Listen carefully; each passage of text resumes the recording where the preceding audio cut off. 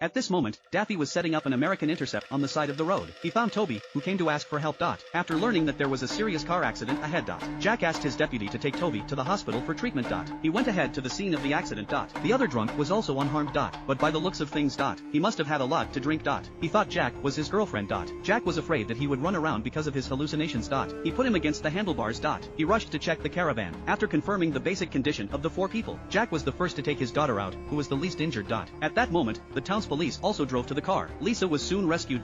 But then came the bad news. The boy had a spike in his leg that couldn't be pulled out before nightfall. The deputy also warns that darkness is 40 minutes away.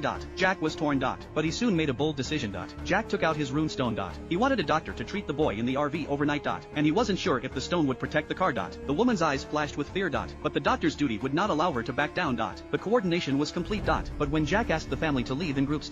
Jim refused. Because asking for directions was an unusual behavior for a small town resident. That made him afraid to trust this place. Jack didn't know how to explain it.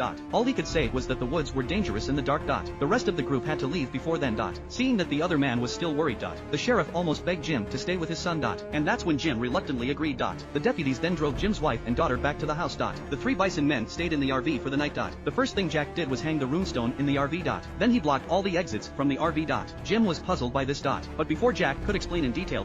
The boy suddenly began to tremble. Unexplained, the 2 men hurriedly suppressed it. Coincidentally. There was a hissing sound from outside the car. Jack opened the curtains to see. The monsters were already gathering around the car. On the other side of the road, a few people were not paying attention. The deputy forgot to remove the thorns and punctured the tires. It's a big mistake. It's a big mistake. It's a big mistake. Curly was so angry that he yelled at them. But there's nothing we can do about it now. Everyone must hurry back to the house. Otherwise, the consequences would be disastrous. The deputy told the mother and daughter to get out of the car. And told them not to stop no matter what they saw. Soon they were in front of the house. But they hadn't counted on human nature.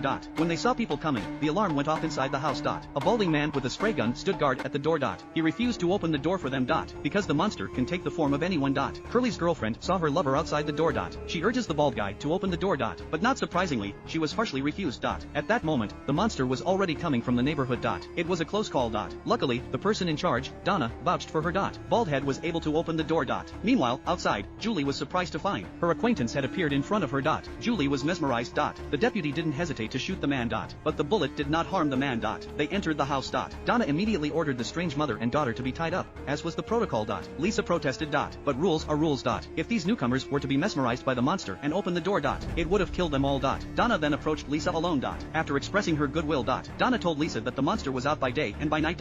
And then she told her. Everyone here is going through the same thing you are. Driving into a small town out of nowhere. After encountering a tree and a crow in your way. And then you keep circling around in circles and can't get out. There's no explanation for any of this. So you have to be prepared to live here for a long time. Lisa was shocked. But she had to believe in what had just happened. Julie also learned about the town's current situation from Amy's explanation. The family was accepted by the townspeople.